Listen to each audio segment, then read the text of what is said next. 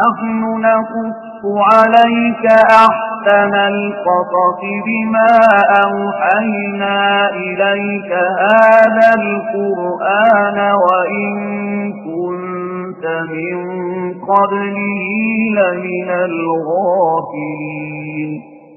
القصص النبوي قصوينك نبيذا.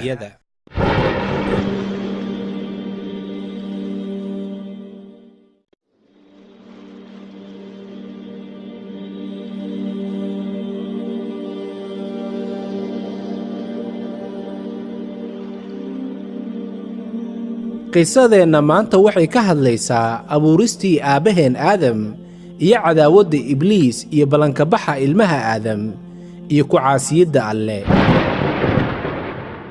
alle wuxuu ka abuuray aadam in gacan muggeed ah oo ciid ah oo uu ka soo qaaday dhammaan arlada oo dhan. waa tan keentay in ilmo aadam ay noqdaan si waafaqsan midabka iyo dabeecadaha arlada, maxaa yeelay waxaa ku jira kuwa cad, kuwa cas iyo kuwa madow iyo midabyo kuwaasi u dhexeeya. waxaa ku jira kuwa dabeecad xun, kuwa dabeecad wanaagsan, kuwa nugul iyo sidaasi oo kale kuwa aad u adag oo qalafsan iyo kuwa u dhexeeya intaasi. alla weyne wuxuu ku abuuray aadam labadiisa gacmood si uusan ibliis u muujin kibir iyo isla weyni. markaasuu ka dhigay aadam dad. aadam wuxuu dhooba ahaa 40 sano. markii ay malaa'igta arkeen waxaa gashay cabsi. ibliisna wuxuu ka mid ahaa kuwa cabsida ay gashay. ibliis wuxuu soo agmari jiray aadam oo dhooba ah, markaasuu garaaci jiray. markaasaa waxaa ka soo yeeri jiray dhawaq sida marka dheriga la garaaco la mid ah. waana halka uu alla weyne qur-aanka ku leeyahay, wuxuu alla ka abuuray aadam dhoobo sida dhoobada dheriga ah oo dhawaqa leh. خلق الإنسان من صلصال كالفخار.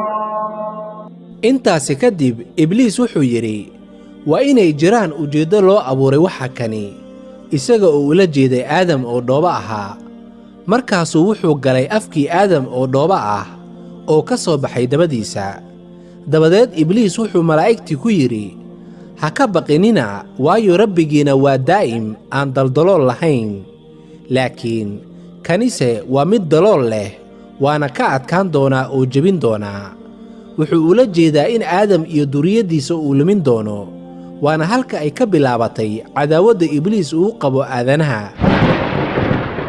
markii aadam uu alla weyne ruuxda ku afuufay oo ruuxda gashay xagga madaxiisa, aadam waa uu hindhisay.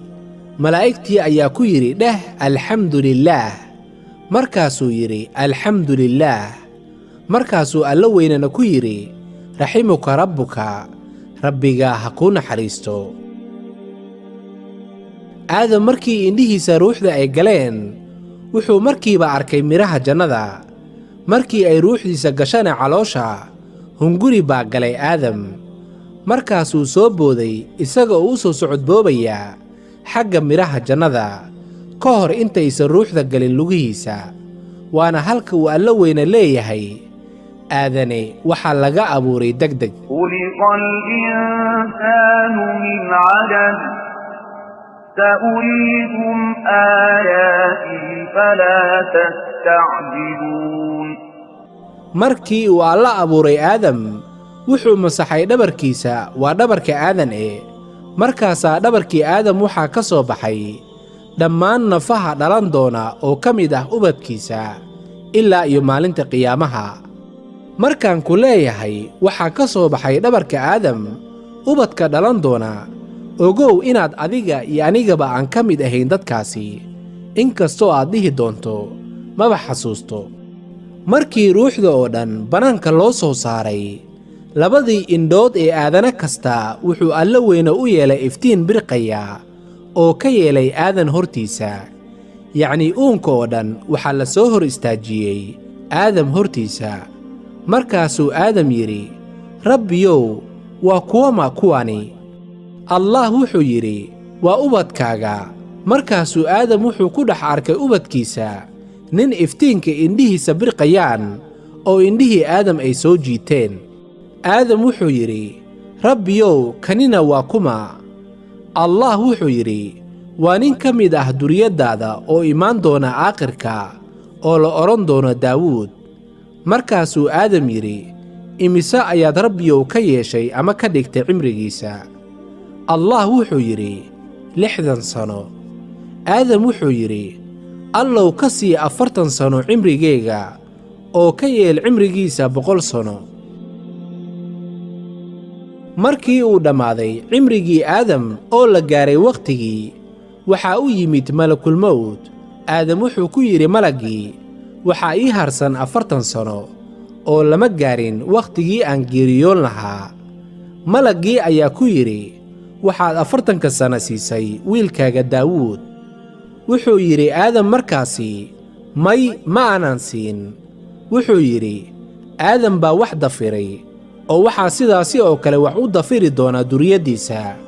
oo aadam baa hilmaamay, oo duriyaddiisana sidaasi u hilmaami. sidaasi oo kale aadam baa gafay, oo duriyaddiisa sidaasi ayay u gafi doonaan. markii uu alle dhabarka aadam ka soo saaray dhammaan ubadka dhalan doona ilaa ay qiyaamaha, wuxuu alle weyne ka qaaday wacad, wuxuuna ku yidhi, sow ma ihi rabbigiin? waxay yidhaahdeen haa. وإذ أخذ ربك من بني آدم من ظهورهم ذرياتهم وأشهدهم على أنفسهم ألست بربكم؟ قالوا بلى شهدنا أن تقولوا يوم القيامة إنا كنا عن هذا غافلين. xusna markii uu rabbiga ka soo saaray ilmo aadam dhabarkoodii ubadkooda ama dhabarka aadam duriyaddiisa, oo ka yeelay inay qiraan naf ahaantooda oo ku yidhi, sow ma ihi rabbigiin? waxay ku yidhaahdeen haa. markhaati baynu ka nahay, waa inaydaanan odhan maalinta qiyaamaha, xaqiiqdii annagu waxaan ahayn kuwa moog waxa kani.